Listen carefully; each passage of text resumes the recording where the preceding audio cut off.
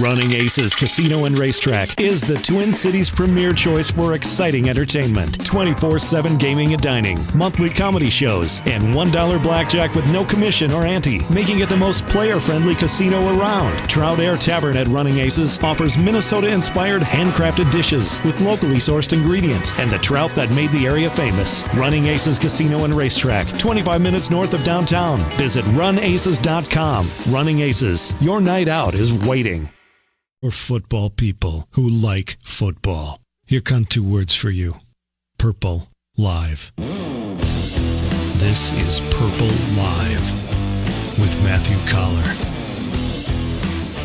All right, more football here on Purple Live. Matthew Coller along with ESPN's Courtney Cronin, and Manny Hill is producing. At 6:30, we will be joined by Pro Football Focus data scientist and analyst Eric Eager, and we're going to talk about the Vikings and what the numbers say about them. Are they now trending up after getting a couple of straight wins against Philadelphia and Arizona? And that is our question to you. If you want to jump on here with Purple Live, 651-646-8255, 651-646-8255. We've had great calls the last couple of weeks, so if you want to jump in and give us your confidence in the Vikings after winning these last two games.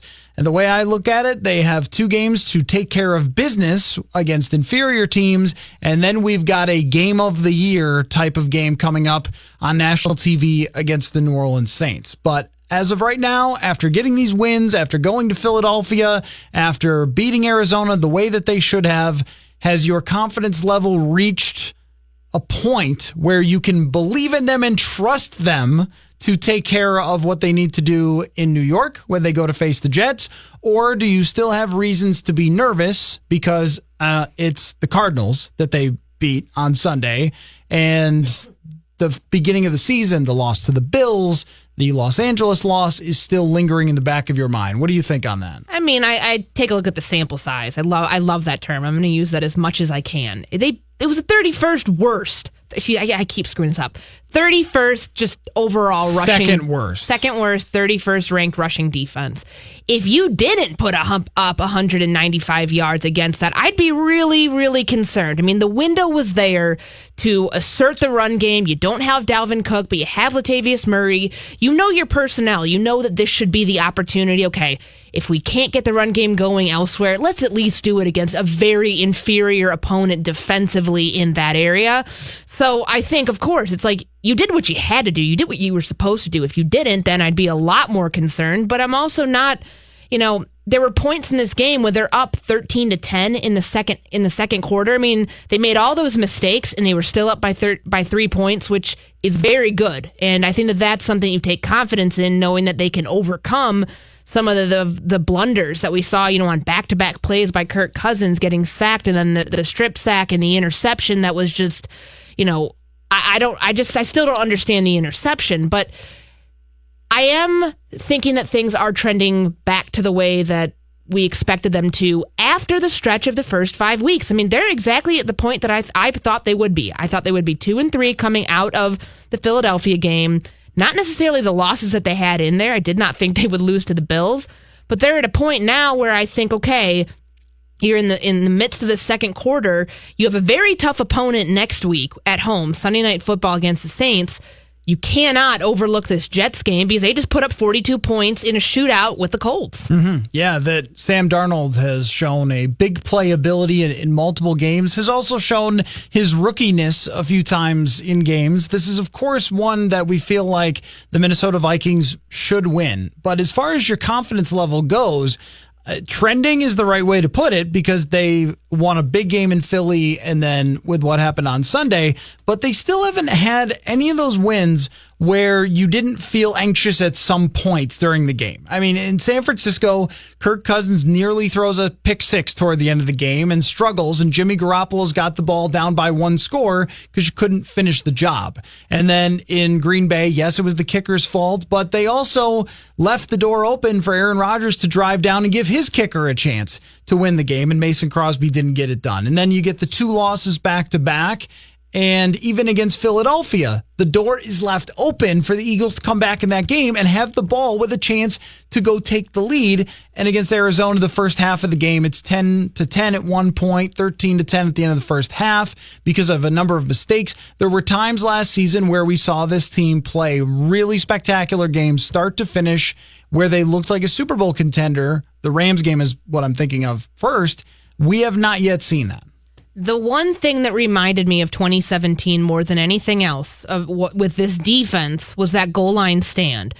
That is a situation that Case Keenum put them in several times last year where there's an untimely turnover and then they're backed up inside their own territory. And 4 straight plays. I mean, some of the play calling I think was a little suspect. When I had someone try to argue with me that them throwing on third down was basically setting them up for, you got another second down. I was like, what? Yeah, what? Was very confusing. That obviously played to their favor, but you have 4 straight stops. And that really sparked what this defense did for the rest of the game. And that's what reminded me, okay, that's your glimmer of hope that this defense still has it, that it really hasn't gone anywhere despite a lot of the ups and downs that they've experienced in 2018, that they still have the fundamentals of what makes them good. And that's coming through when something bad happens on offense. All right, let's start us off with Danny here on Purple Live. What's up, Danny? Hey, guys. Thanks for taking the call. Hey, caller, I email you a lot, and you're very responsive, so I really appreciate that. Just wanted to say a quick thing about the kind of newfound running game that the Vikings found. I think, there's a lot of discussion in the early weeks about what really should that balance be, and are they passing too much? And when you kind of hear, like, DiFilippo talk in press conferences, he basically has kind of said, like, hey, if it's not there, we aren't just going to run for the sake of running. And there seemed to be kind of this push to kind of get a balance and like a better ratio of kind of run to pass. And really what it is what I think is what you talk a lot about is kind of this idea of like situational football. And if the goal should be, you should be able to run when you want to run. And so if you want to set up play action, if you want to eat the clock a little bit and your offense enables that, that's great. But to kind of shoot for an arbitrary kind of a balance of kind of running and passing shouldn't be the goal. It should be able to establish that the running game a little bit so that when it comes time, your offense can turn that on, I guess. Yeah, no, I agree with what you're saying, Danny, is that you should never feel like, we have to establish the run. Like, that's kind of talk from 1982, right? But in order to have some success at the end of games to close them out, I think, we saw how effective it can be when you could get an explosive play at the end. And that's the other thing, too, is that if you could get 20-plus yard runs every once in a while, it really breaks the back of a team or scores a touchdown from the red zone where maybe you'd have to work a little harder for that otherwise. And in this game against a really bad run defense, they plowed right over them. Pat Elflein was great. David Morgan played a role in that. Now, my question, though, is, and when we're talking about the confidence level of where this team is going, is that going to continue, or was that just kind of, it's the Cardinals, they're really bad at run defense, and so you plowed over them, but is it going to happen week in and week out? I think the one thing you take away from the offensive line, because we know the run game starts with your offensive line. There was a reason that running backs were getting hit.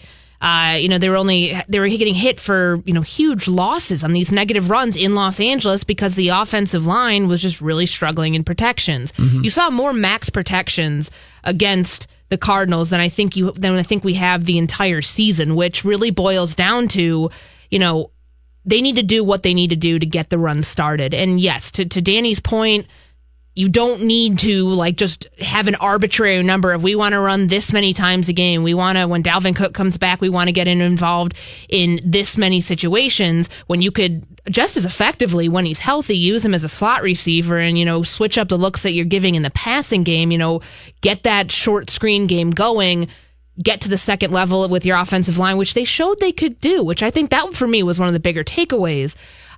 Going forward, it's going to be a matter of what does this offensive line combination look like? Because I think the biggest takeaway we see with this unit from week 6 was how well Brian O'Neill played at right tackle as a run blocker really just overall body of work, but specifically as a run blocker and what happens when Riley Reiff comes back, however long that may be, where do you put Rashad Hill? Because I think this was the best combination they had all year.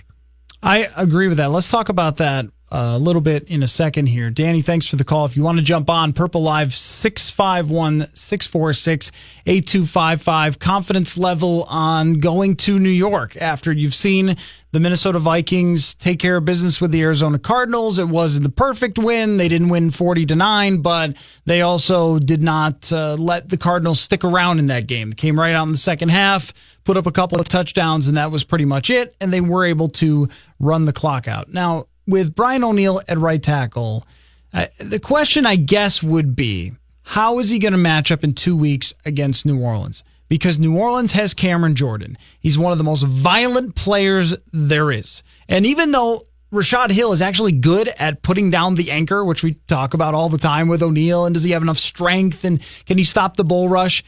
He was getting whomped on that bull rush last year by Cameron Jordan. And this might be the reason the Vikings decide to stick with Hill for the next 2 weeks and then see where this goes if Reiff comes back at left tackle, as opposed to putting O'Neill out in a situation where he's against one of the top 5 players in the NFL who could just demolish his confidence and ruin your game plan for that night. Yeah, and I mean, I'm also looking ahead to November 18th, more so than Cameron Jordan. I'm looking at Khalil Mack and figuring out whether it's Rashad Hill, whether it's Brian O'Neill, or something that I think you and I talked about. What's the thought that maybe Riley Reiff, if they think that they did like Rashad Hill at left tackle to a much higher degree than he's played at right tackle so far, what's the thought that maybe they put Riley Reiff out there against some of these better, defensive ends? Right tackle. Right tackle. Oh, I mean, interesting. That could open up, I don't know. Maybe that's just me, hypothesizing out loud right now, but would you rule that out as a possibility given some of the elite pass rushers that they do have and where they line up,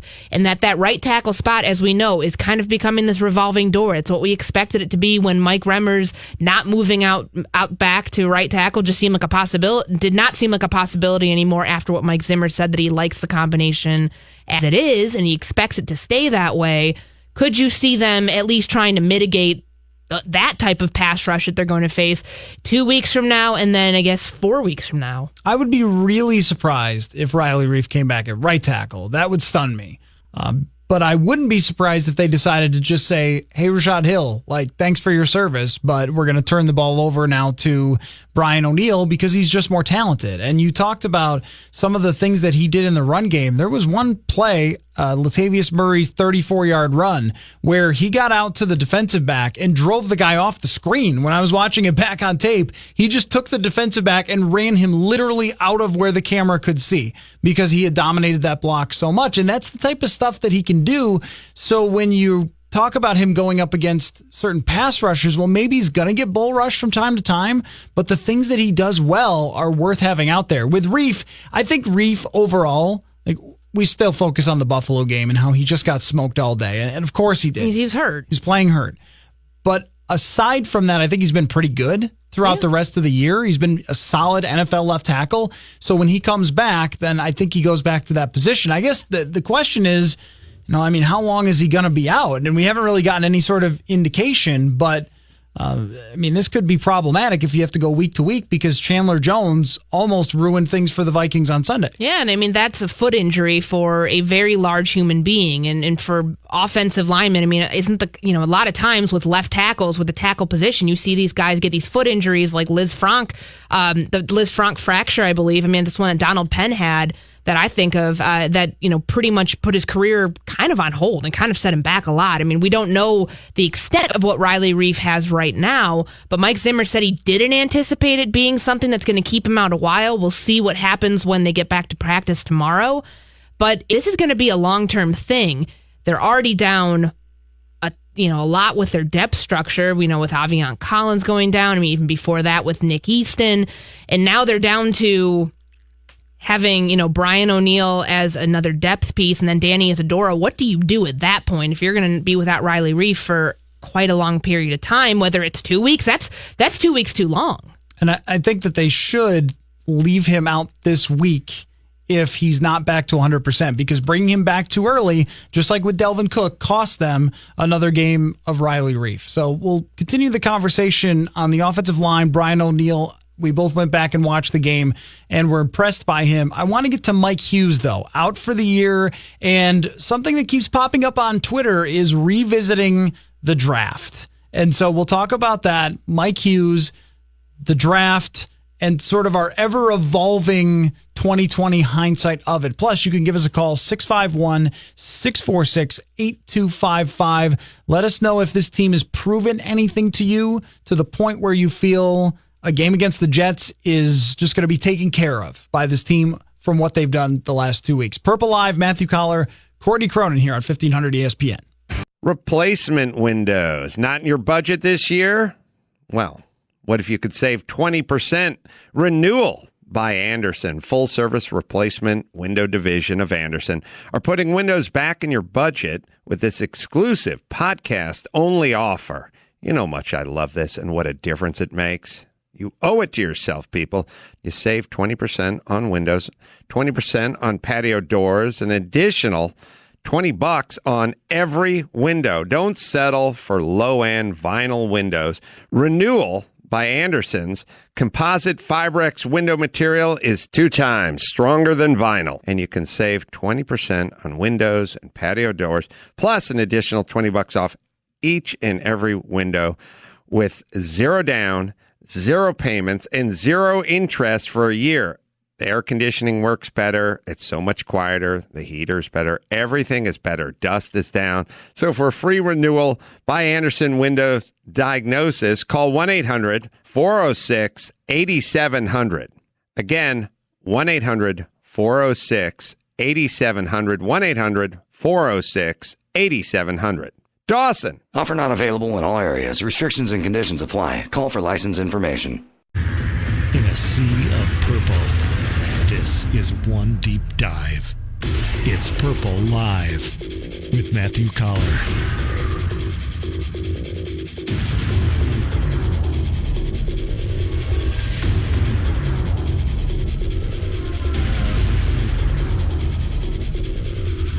All right, we're back. Purple Live football. Matthew Coller along with ESPN's Courtney Cronin. Feel free to pop on, give us your take, 651-646-8255 here on the show. We're always welcoming Vikings opinions. So Mike Hughes out for the year, ACL injury. And the first thing that comes across my Twitter after Mike Zimmer confirmed that he had a torn ACL and won't be back till next year is, well, it looks like Will Hernandez's ACLs are just fine. And oh man. So the 2020, let's just clear this up. The 2020 hindsight on the NFL draft for the Minnesota Vikings is this, that they made draft picks of good players, Mike Hughes and Brian O'Neill. But they did not in that draft get a starting guard when one was available, and they have desperately needed help on the offensive line. It's shown almost every single week, aside from Arizona, and still Kirk Cousins got strip sacked in that game.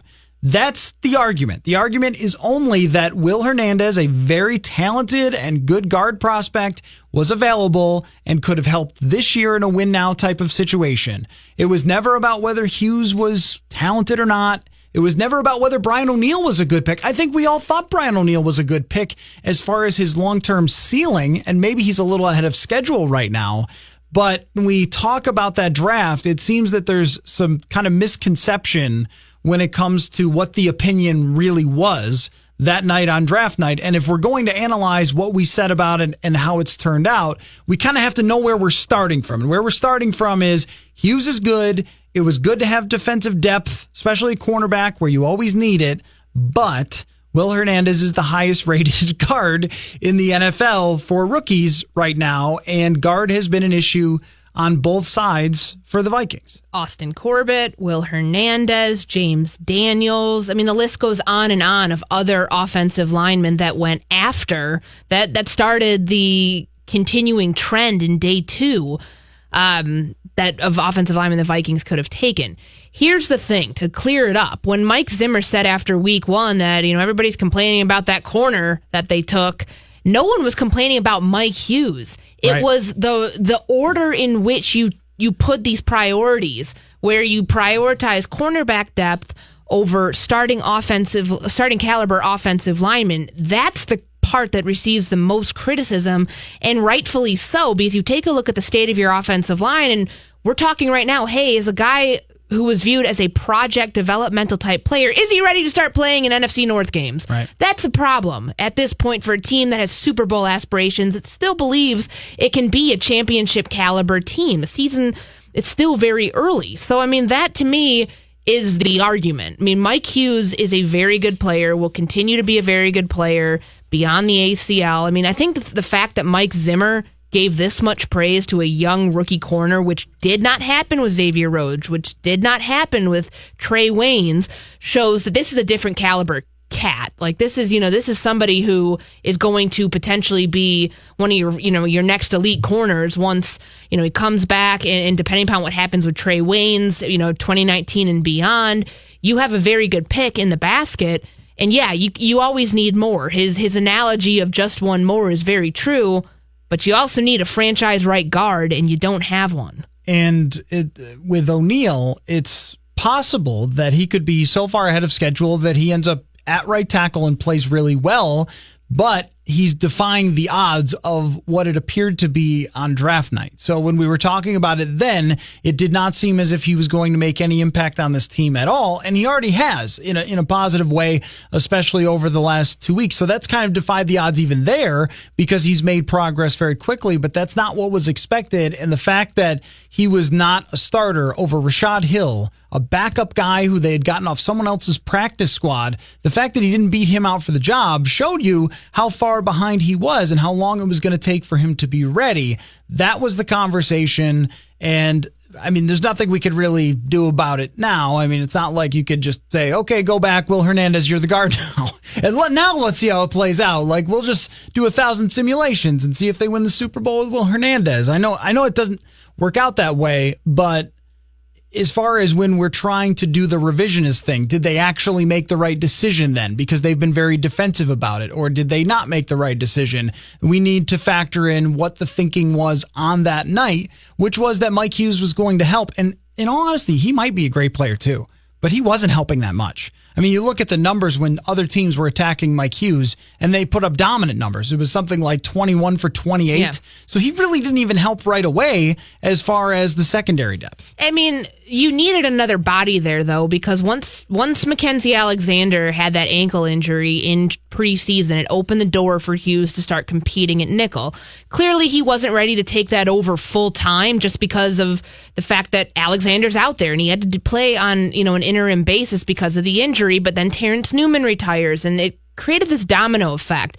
For a numbers perspective of how many defensive backs they have, especially at corner, it served that purpose, because I think having Hughes out there right now is better than having Holton Hill, who's just not totally ready. Agree. So, I mean, if you're looking at it from that perspective, I think it's a good thing, but, he was still going through the bumps and bruises of learning how to play outside corner and inside corner. The problem was he wasn't developing at one specific spot because they just had to keep moving him around so much out of necessity.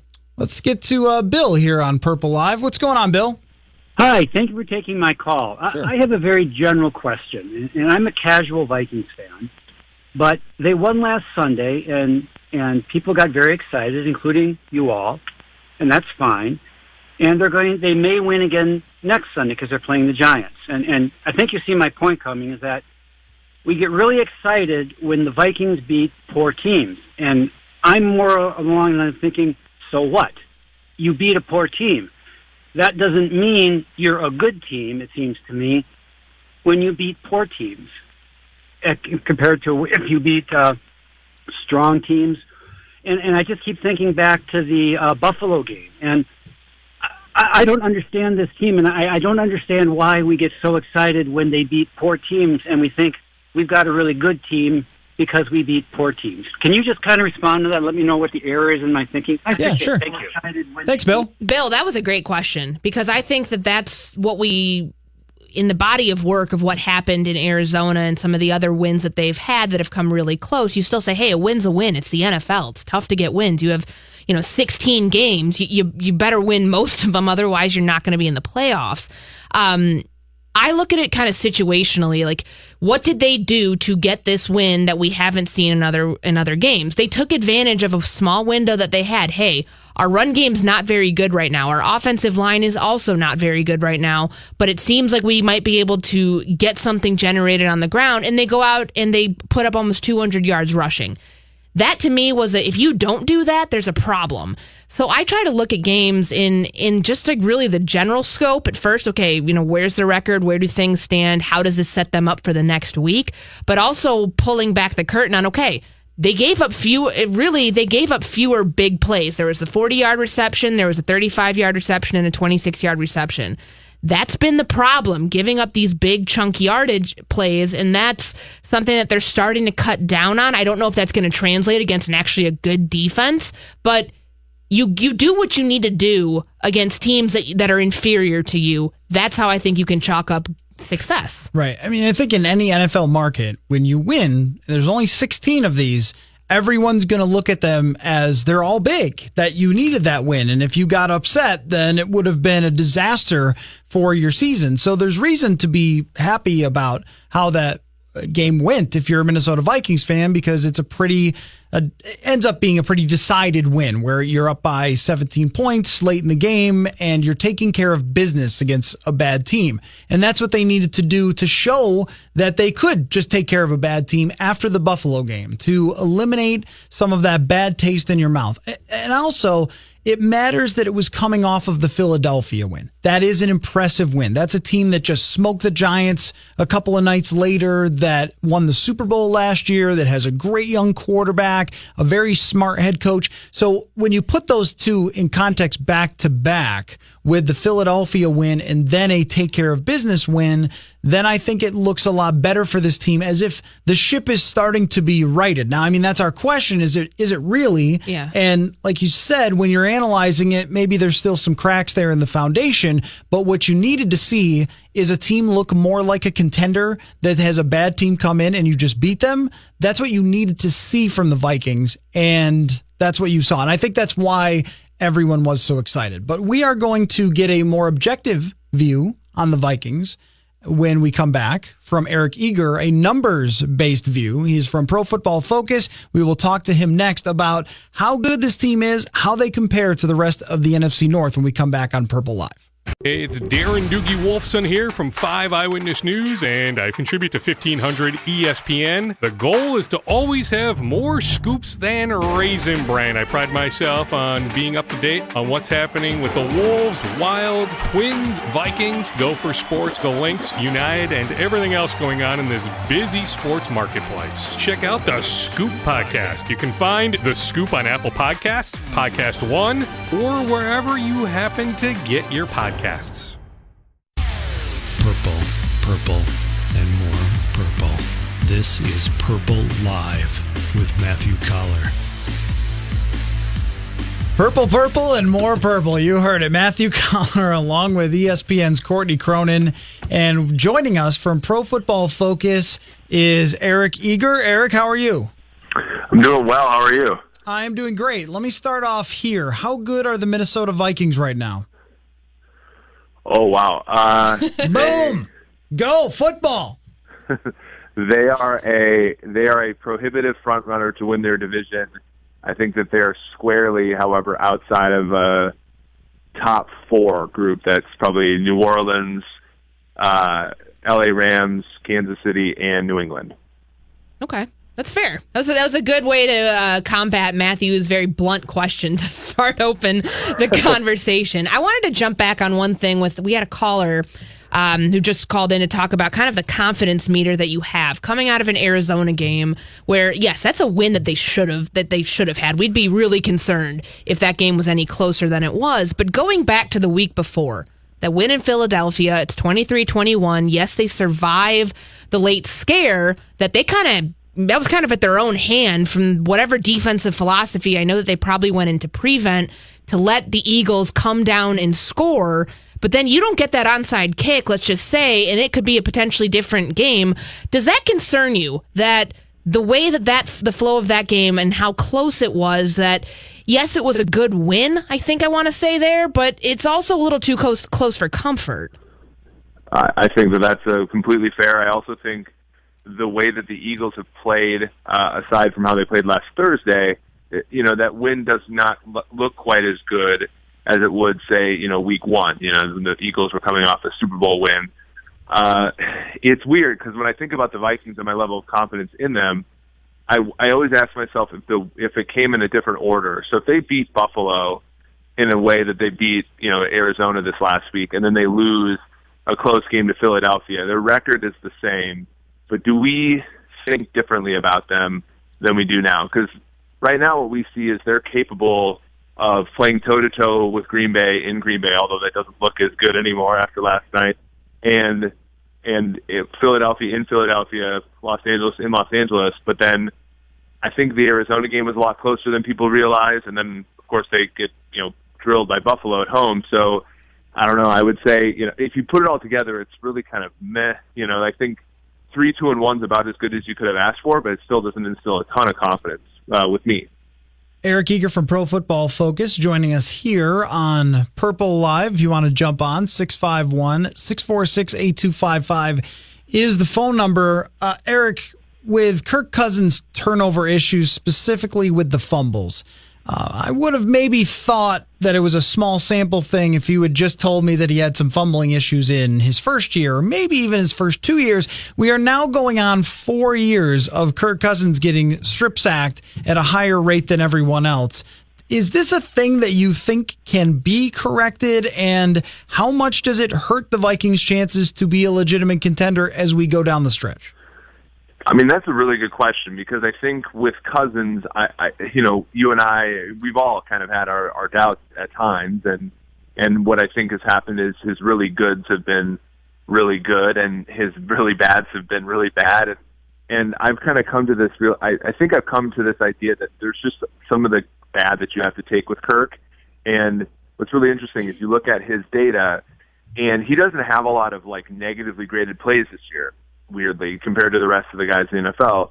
The funny thing, though, is his negatively graded plays are more often turnover-worthy than some of the other guys as a percentage. So when he makes a mistake, he's getting strip-sacked by Chandler Jones, or he's fumbling, and he's making that, Case Keenum against New Orleans type level interception to Trey Boston, And I think that's when you ask, are the Vikings going to be, where are they, right? I think he's got to eliminate those, and my concern is that's kind of always who he's been, and that's kind of what you're going to have to take with him. And when you get in the playoffs or you get in a game with, some of these elite teams, you kind of have to pray that he doesn't, it's one of those games where he just eliminates those mistakes. It's week 7. I think it's too early for any sort of proclamations, teams that have gone through early season struggles to say, hey, such and such is back. This unit is what we expected it to be. It just went through some early season ups and downs. As that pertains to the Vikings defense, where do you think they're at right now? I mean, you come off 2 pretty impressive wins from the defensive perspective. I think, the thing that stands out to me is that goal line stand really reminded me of multiple situations that they faced last season in 2017. The 0 for 10 on third down, going back to when they held Atlanta to 1 for 10 last year. That really reminded me of that. Where's your confidence in that defense that you really think it's starting to trend back to where it was? I mean, outside of, the issues that we saw with miscommunication and lack of pass rush and, giving up the big plays from weeks 1 through 4? Yeah, I mean, that's a good question, because as you said, it's 6 games, and the issue that we've always had, I think, when talking about trying to project the Vikings into this year, is that defense is just something that's not particularly sticky. You look at Jacksonville. Jacksonville is a very similarly yoked team as the Vikings defensively, and they just gave up 40 to Dallas, and they've not looked quite as good. And it doesn't take a lot to go from first, as the Vikings and Jags were, to 10th, and that, the differential there is not trivial. The sort of thinking about this last week, it was very similar to a year ago, but I think, in many ways different than just looking at the Vikings. They're playing a Cardinals team whose offense is just a mash unit, I think, in terms of offensive line and, what they have left. They're on their second quarterback, who happens to be a rookie. So, and the Vikings, caught a lot of teams on that type of trajectory last year, whether it be Baltimore, with Flacco on a down year, Dalton on a down year. Trubisky as a rookie against them in 2 games. So I think that they're handling business better than obviously they did against Buffalo, but they're still giving up 59% of early down passes are successful against them, which means, the other team is getting ahead of the sticks more often than they were a season ago. And so I think that their pass defense probably has to improve. The run defense has been pretty good, and that's great. Sheldon Richardson has been awesome, but I need to see a few more games starting this week against the Jets before I'm going to say, their defense is back in that top 6, top 5 range. That's such a good point that you bring up with the early passing downs, really the early downs, but a lot of those big passing plays took place on first and second down. The third down blitz package, as sparingly as it was used this past week, was really effective. That's something Harrison Smith brought up about them getting better on, eliminating those big plays that they're allowing on first and second down. I mean, we make so much of third down because it is such a game changer, but I'm with you. I think the early, what we're seeing on early downs is still kind of glaring when you take a look at this entire defense.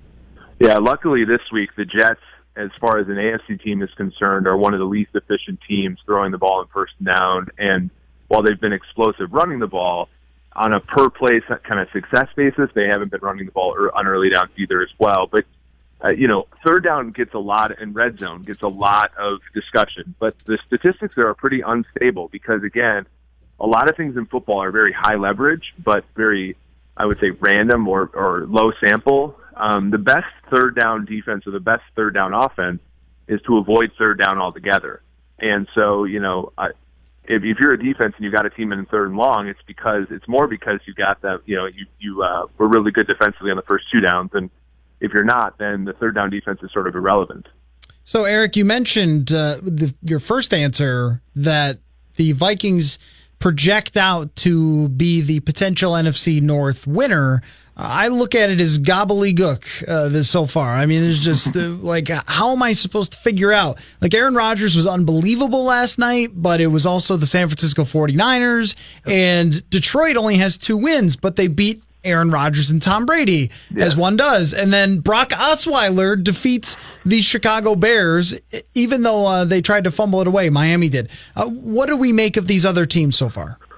Right. So when we were talking about projecting the NFC North preseason, I think we told people, slow your roll on the Packers and the Vikings because Chicago's going to be improved. Detroit's probably going to be improved with a new coach, and the NFC is extremely tough. Right. So and I don't think you look at Green Bay's game last night. The Niners are a down team in the NFC, and even they can compete in Lambeau Field on any given Sunday or Monday. Detroit similarly with New England, and then Green Bay again. I think we're exactly where we started. I think Minnesota is projected out to 9 or so wins, and it's not that 13 wins that you and Courtney got a ton of flack for not projecting onto the Vikings this year, but I think they're still firmly a playoff team. The thing with Green Bay is that they have a really tough schedule coming up. A lot of the teams that the Vikings had played, like Los Angeles, those types of teams. Now Green Bay gets, right? So that, the turnabout's fair play there, I think, for the Packers. And Chicago's actually got a pretty easy schedule, all things told. And so that's why, we actually have Chicago finishing a little bit ahead of Green Bay, even though, they lost to them week 1, just because of schedule differential. And then, Green Bay is behind in that game last night, not because of Rodgers, but because the rest of their team is still, I think, to be nice, improving. Eric, last thing for you. Give me a quick answer because we're up against the break. But as someone like yourself who grew up watching Christian Okoye slam into bodies running the football over and over again, do you like where we are with the NFL with all the crazy passing and offense, or does it make it, from your perspective, just too easy for quarterbacks to be great? Well, I like the fact that the NFL is popular and all the discussion about how the league is losing viewers was kind of a lot of hogwash that was, confounding with guys like Jacoby Brissett having to play for Luck and so on and so forth, Hundley having to play for Rodgers. When all the quarterbacks are healthy, this is a very compelling league where where anything can happen on any given game. And from that perspective, I'm very happy with what's going on. There is a little bit to all these games being like 43-40. That's a little weird, but I don't know. I think it's a net positive for the league, and I think when you get to watch Adam Thielen and Stephon Diggs, and the last night with Devontae Adams, and Marquise Goodwin, like just being able to watch really good receiver play and having quarterbacks that can deliver there, I think is a plus for the league. All right, Eric. Well, thank you very much for your time. And if you are a regular listener to the Purple Podcast, then you hear Eric on a regular basis. So we will talk to you again soon, Eric. Yeah, thanks for having me. Make sure you follow Eric Eager on Twitter and on Pro Football Focus YouTube. He's got a podcast that he does. Is he on Instagram? Do we know that? I don't know. Maybe, probably. Eric is very savvy with the social media. Very, very much. Most geniuses are. Okay, we'll take a quick break here, and then Manny has a couple of questions for us about the upcoming week for the Minnesota Vikings. Purple Live with Matthew Coller and Courtney Cronin. It's Darren Doogie Wolfson here from 5 Eyewitness News, and I contribute to 1500 ESPN. The goal is to always have more scoops than Raisin Bran. I pride myself on being up to date on what's happening with the Wolves, Wild, Twins, Vikings, Gopher Sports, the Lynx, United, and everything else going on in this busy sports marketplace. Check out the Scoop Podcast. You can find The Scoop on Apple Podcasts, Podcast One, or wherever you happen to get your podcasts. In a sea of purple, this is One Deep Dive. It's Purple Live with Matthew Coller. All right, last segment here of Purple Live, and Manny Hill has put together 3 questions for the week about the Minnesota Vikings. What have you got, Manny? All 3 questions are related to the New York Jets matchup coming up this Sunday. And the first one is pretty simple. What are the challenges that the New York Jets present to the Minnesota Vikings on Sunday, if any at all? Well, I think that Sam Darnold is a big-time throw monster, and he also turns the ball over. And he also shows his rookiness from time to time. But when I was looking at some of the things he did against Indianapolis, there are money throws. There are big plays. Robbie Anderson is a legit wide receiver. I mean, he's a star, I think, that nobody knows about. And if those two can hook up on big plays, that will be a challenge for a Vikings defense that hasn't shown that it can go a whole game without allowing some. Even Courtney against Arizona, they allowed some big plays. Yeah, I agree with you. Sorry, my mic wasn't on. My thing is, I think their defensive front's pretty good. I mean, Leonard Williams is having a monster season so far this year. There's, this is a really good defensive front that can, put some pressure on the quarterback, and that's something that Kirk Cousins. You look back at like the Eagles game and how well he performed under those circumstances against a very similarly good, probably even better defensive front. But I think, just with the way the offensive line performed, they're coming out confident from this game, from the Arizona game going into this. I don't know how much that will last, just given that they're going against a much better unit, but it should be pretty good. Manny, for in between these questions for the future, we need some sort of like football sound. Football. What do you? You can just say football. Question number 2. Football. In regards to putting pressure on the quarterback, will we see Anthony Barr become even more of a pass rusher? That's silly. Why would you even ask me that, Manny?